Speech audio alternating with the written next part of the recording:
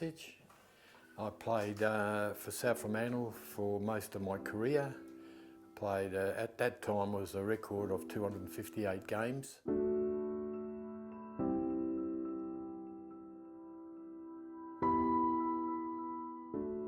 I went to South Australia and played for Club Central Districts, and then I come back to Perth and played with South Fremantle for another, I think it was about another 10 years actually. I played till I was 36 years of age.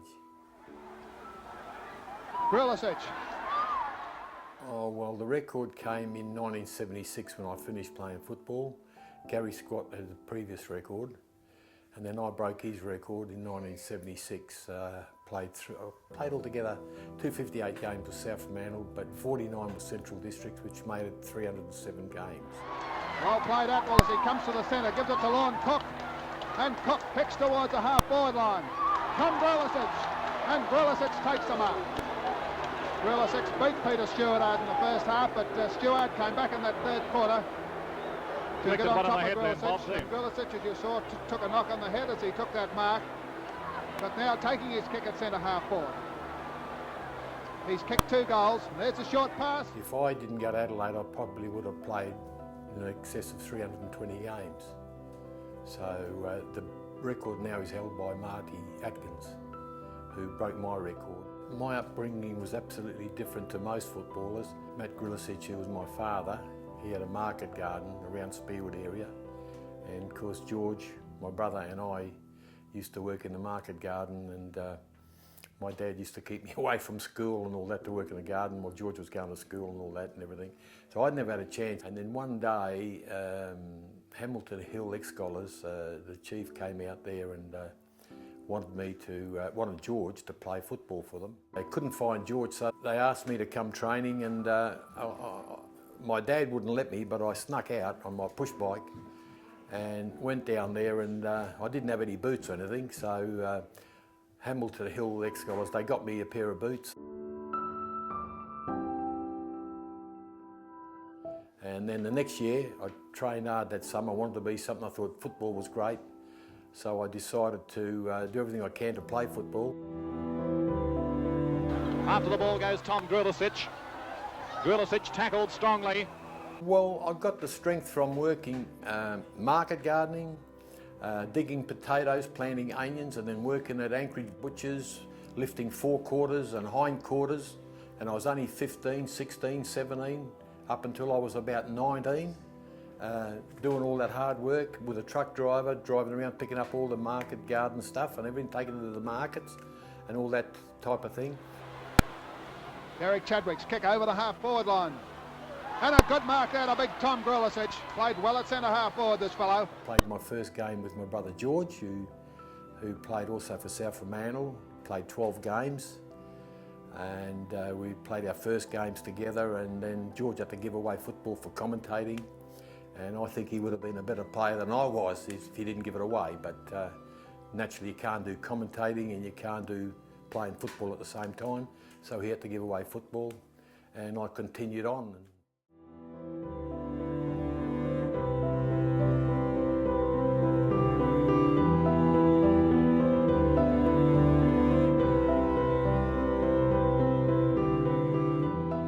My dad was very angry because, you know, who's going to do all the work? And he thought if I play football, I'm going to get injured and then, you know, I won't be able to work. And that was a major situation. After playing 5 years with South Fremantle, which I did, Kenny Eustace, who was the coach of the Central District Football Club, we were cutting onions, me and my dad, in the market garden, and this bloke comes down the garden and he's looking at us, and my dad said, "What can I do for you?" And because he introduced himself as Ken Eustace, the Central District Football Club. So yeah, he said, "So what do you want?" He said, "We're coming here for Tommy to play football for Central Districts." And Dad says, "You've got to be joking." He said, "No way." He said, "He's staying here." And we took him up the house for a cup of coffee and biscuits and one thing and another. And he was talking to Dad, and Dad's talking to him, and I'm just sitting there listening and all that. And Dad said, "No way, no way."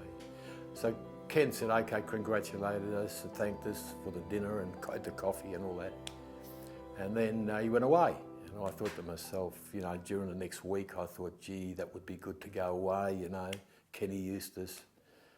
What can I do? I got to improve my employment. That's the reason I wanted to go. I wanted to get a good job. And because of that, I rang Kenny about a week later. And I says, Kenny, I'm coming over. He said, are you really? I said, yes, I'm coming over on the next flight I can get. But then I had to get a clearance from South Fremantle. You think I could get a clearance? No way. 10 weeks, 10 games they kept me out of football, which was fair enough because they didn't want me to go.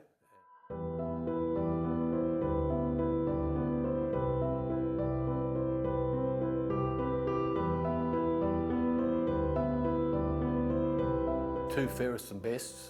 I played for South Fremantle, two fairest and best. I won the first year, the Recruit of the Year, given out by Jack Sheedy and Austin Robertson. Naturally got a grand final medal, playing for South Fremantle in the 1970 grand final. And playing in Adelaide, when I was playing in Adelaide, I got the, in 1966, I won the South Australian Football of the Year. I won the motor car for that. The next year, my last year at Centrals, I run second in a motor car again. Yeah, there was many great achievements.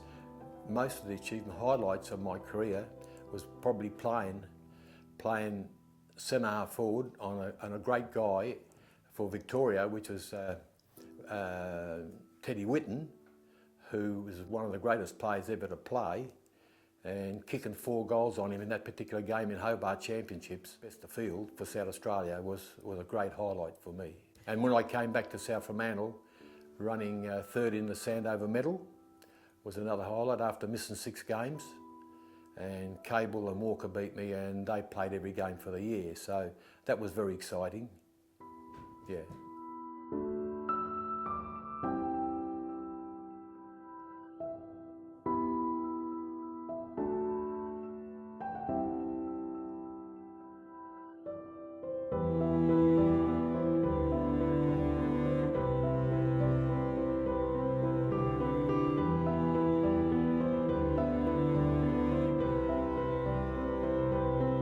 This is the Fairest and Best Award from South Fremantle in 1968.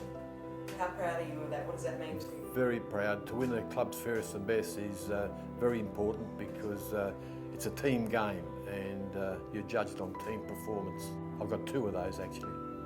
This is the medal I got from the inaugural South Fremantle Hall of Fame that they did, and it was a great honour for me to have been selected in the inaugural side. Yeah, I've also selected in 2015 in the West Australian Football Hall of Fame, Sporting Hall of Fame. Yeah, it was 2015, and I was very proud of that because my brother George was selected in 2007, and to be in the same place as my brother George gave me great satisfaction. This is a West Australian jumper that when I was selected for South Fremantle, when I came back from Adelaide in 1968, and I was selected to play at centre half forward for Western Australia. A particular game I kicked 3 goals. I got amongst second best player on the ground, particularly that day. Hassaman got the best for Victoria, so it made me proud to wear this jumper. At that time, you know, the place was buzzing with supporters. You know, you'd come to South Fremantle here to Fremantle Oval to play football, and it's incredible to see the big crowds, you know, and it makes you lift to play football with big crowds. Playing initially with the South Fremantle Football Club to play with players like John Jerovich and Johnny Todd, you know, 2 great players. And for me to come down to South Fremantle and be playing with them and Johnny Colgan and Tony Parentich and Scrano Jenkins was one of my idols, but he didn't play then, he was finished. But playing with Bob Cassidy, you know, Bob Cassidy, Freddie Senior, Barry White, Colin Boot, Graham Riley, the Riley brothers, and then playing in the grand final with blokes like Clark from Victoria, Lenny Clark. Hassaman was a beauty, what a great man he was.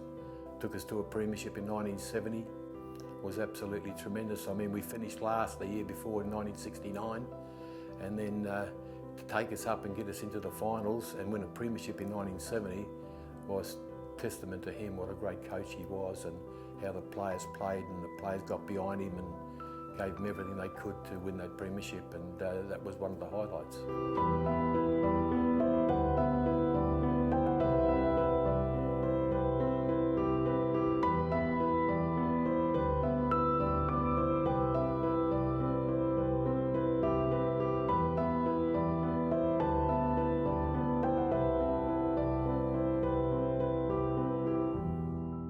Football club cannot just rely on community spirit. Okay, they've got to have the support. They've got to have the full support of sponsors to run the club to make it successful. Because if they haven't got the sponsors, you just can't run the football club. So I entice everybody out there, supporters, members, whoever they are, to support the South Fremantle Football Club as much as they can. Because since the AFL has taken the two leagues into the AFL clubs, the West Coast and Fremantle, it's become increasingly hard for the waffle clubs to keep going. So this is where they've got to rely on all the support that they can get from everybody concerned. And I used to idolise Grano Jenkins, you know, Bernie Naylor, Harry Carbon, you know, Steve Marsh. Bernie Naylor was a fantastic player. I was here when he kicked 23 goals against Subiaco on Fremantle Oval. What a great player he was. You know, then you Laurie Green, Dave Ingram when he was playing.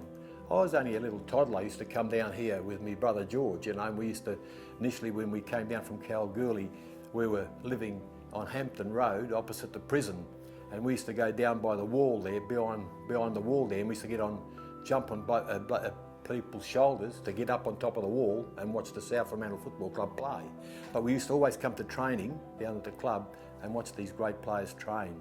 And there was fantastic times, yeah.